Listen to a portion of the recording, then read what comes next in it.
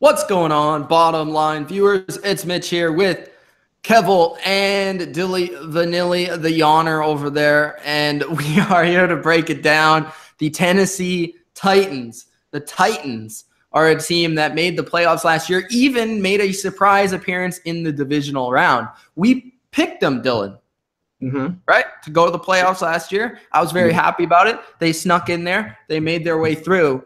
This year, it's interesting because on paper, they seemingly improved, and they did have a coaching change. Mike Vrabel is their head coach now. They brought in Matt LaFleur as the offensive coordinator. They brought in Dean Pease as the defensive coordinator. So there's a lot of promise with this coaching staff and with this roster.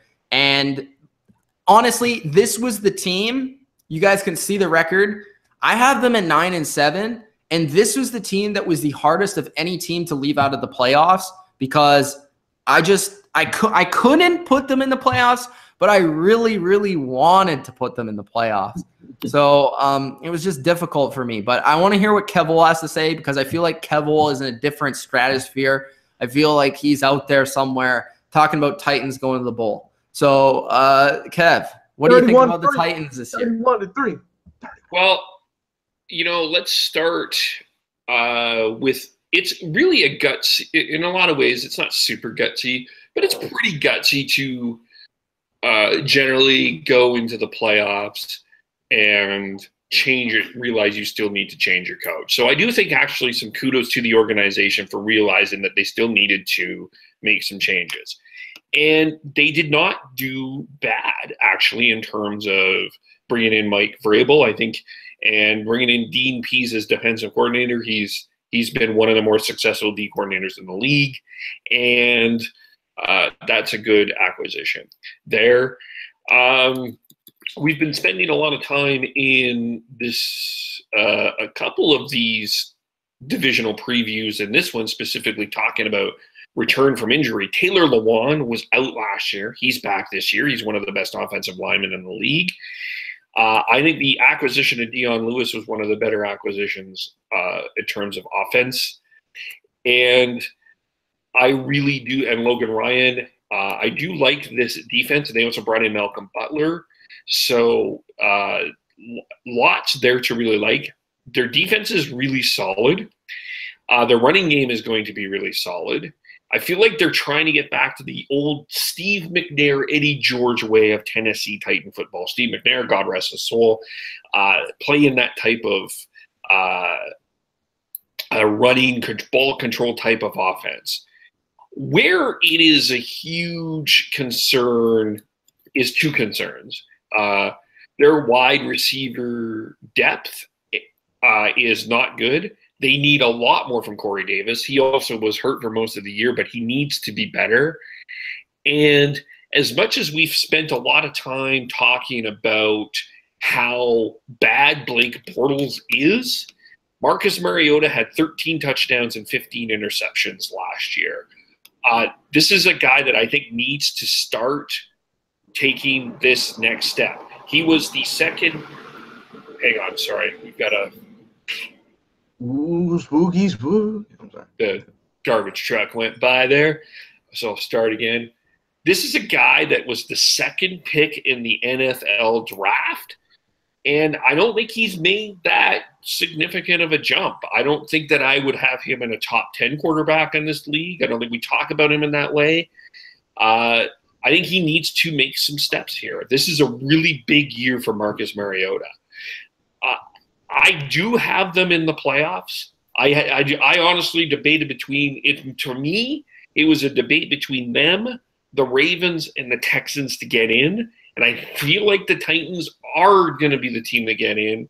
They were 5-1 against their division last year, so they do play very well against it. And I think ultimately that is the difference with this team is I think they can win games in their division where Houston may not. And I feel like in that head-to-head, that's why I'm putting the Titans in. I'm not saying that this is a spectacular team that's going to do a lot of damage, but I have them as the 6th seed. I understand, though, I'll precurse this. I completely understand why you will not have them in the playoffs. There is some real deep questions with this team. but I'm going to put them in because I think ultimately, I think their defense, they win games, they're good against their division, and I think those are the two edges of why I have them in the playoffs. Okay. I'm not mad about that. I have them at 9-7, so it's not like we disagree that much on this. In terms of the Tennessee Titans organization, let's look at their schedule first off. They play a pretty hard first 4 games. They played the Dolphins, cool, whatever. That's not hard. That's not very hard. No, I think they'll win that game. But then they played the Texans, the Jaguars, and the Eagles. I know Kev did bring up that they were 5-1 against their division, and like you said, that's probably going to help them out a lot. But we can't guarantee these victories. And Texans and Jaguars are 2 teams I have in the playoffs, and the Eagles are one of the best teams. They just won the freaking Super Bowl. So that's a pretty hard first 4 games, and I don't know if they're going to be able to continue afterwards. Are they going to be stronger enough after that going forward? They do get lighter the next 2 weeks, Bills and Ravens. I know you have the Ravens very high, but I do not have them that high, so they could win that. Then they play the Chargers, a very hard game there. Cowboys at home. Patriots, which is a bit pretty much guaranteed that's a loss for them. Colts, that could be an easy victory for them. Again, the Texans, Jets, Jaguars, and then I think they end the year pretty easily with the Giants, Redskins, and Colts. So the first half of their season is going to be difficult, but their second half of the year could be the deciding factor whether or not they make the playoffs or not. If they can survive through the damage of the first half or so, they could sneak into the playoffs. But I have some key victory or losses for them in that stretch. Let's go to their team real quick. I think their receiver core, now that I look at it, I might replace them as the worst in the league. I think I had them second worst, and I think I might have them as the worst now. This is awful. They're better than the Cowboys. Come on. No, they're not. Who is produced on this team? Corey Davis and Rashard Matthews are better than any receiver on the Cowboys. Corey Davis has not shown anything in the NFL. He played 1 good game against the Patriots, and they lost. And Rashard Matthews is not a productive wide receiver right now. He's not going to produce for this Plus, team. they have Delaney Walker and Dion Lewis. We're not talking about tight ends or running backs. We're talking about wide receiver core in that video, just receivers. So I say Titans better. No, they're awful. Offensive line, good stuff. There's good production. It's not the best in the world, but they're okay. Delaney Walker is a good tight end, a very solid tight end that's going to be producing for them down the stretch. Again, I'll get to QB and running backs after I talk about the defense. Defense, there are some questions, but there's some stuff that I actually like about them pretty well. Jarrell Casey, defensive tackle, is very good for me. Brian Arakpo as their linebacker, obviously want to see him another really good season. Logan Ryan coming in here, I think he's going to be a good, a great cornerback for them. Of course, we brought up Malcolm Butler coming over here from the Patriots as well. That's going to be a big factor for them, a big key player going forward. I know he is going to be well-liked. They also got Kenny Vaccaro, as their free safety backup. Kevin Byard, who was kind of underrated, actually had a really good last year. I think will produce as well. In terms of their QB and running back situation, Derrick Henry and Dion Lewis is a great 1-2 punch.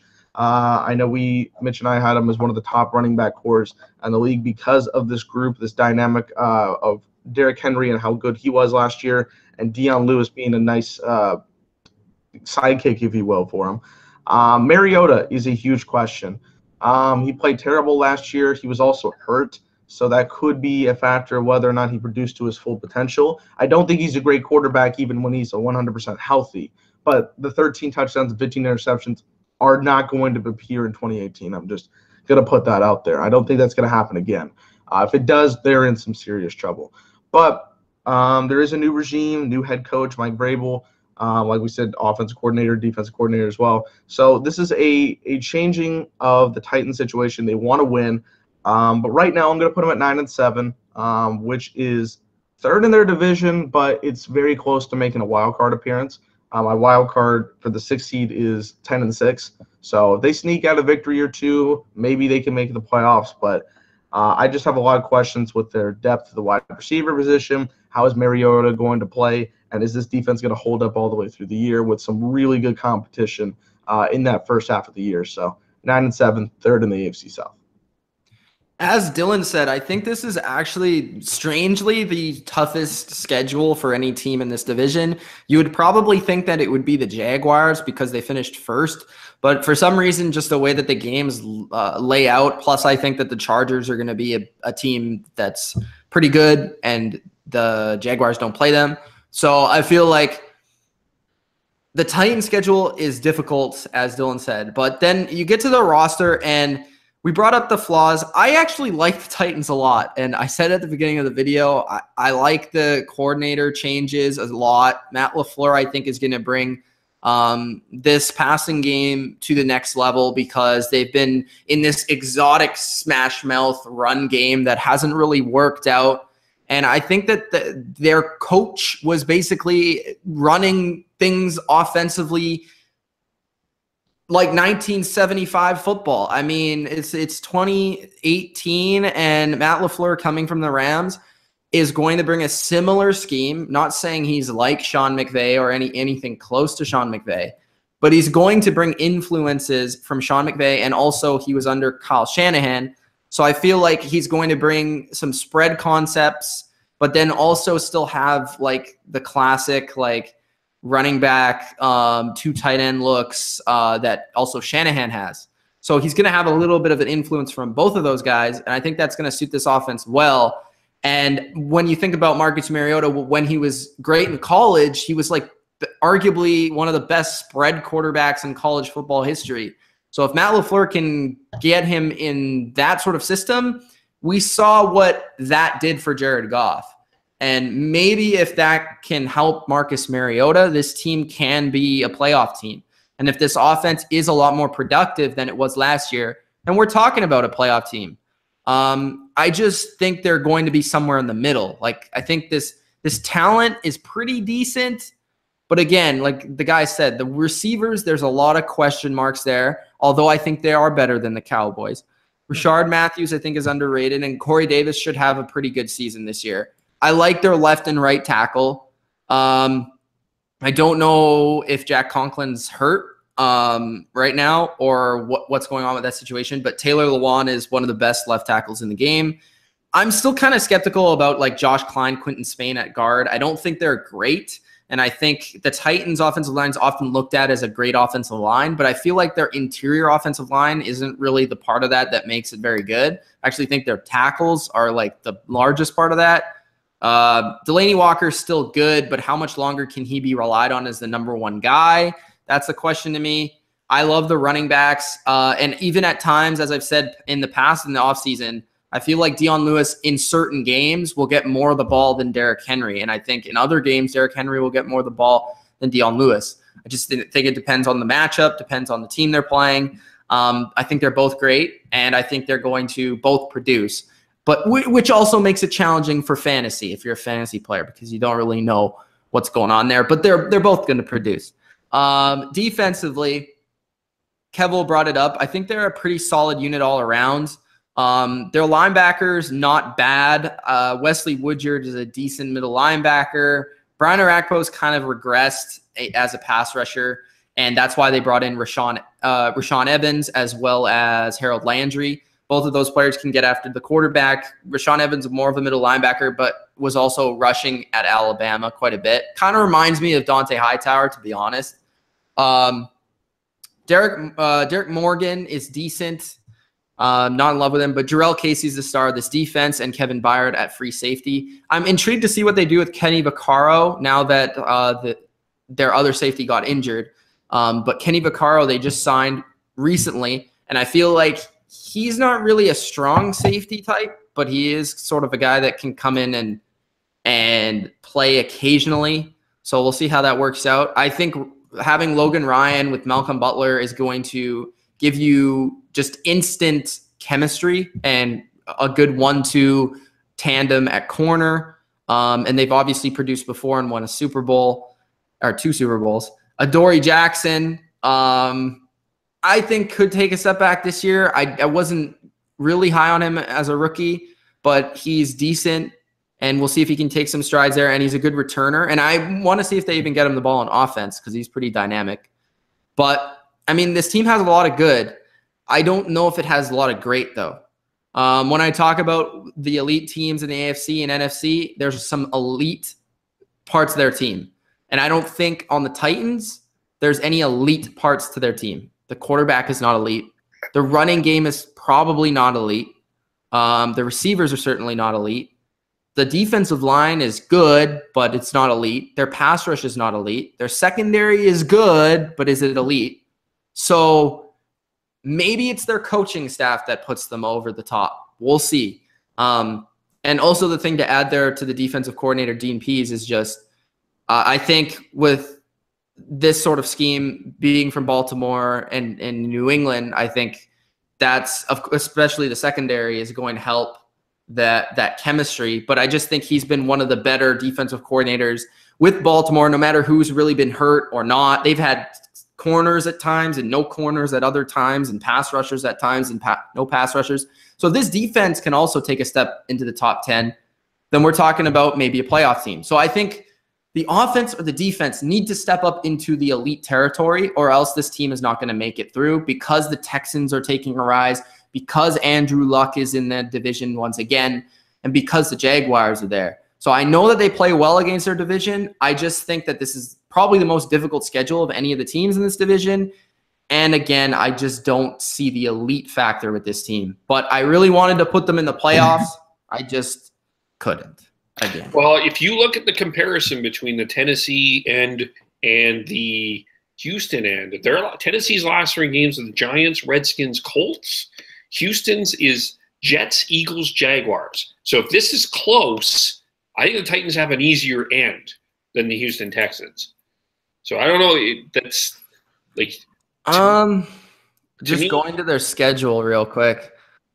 I feel like they play some of these like awkward games where like they're not favorable. Like I'm just gonna try and compare schedules here, but like Texans, like they play some games where they're like at home against teams that maybe they would lose to.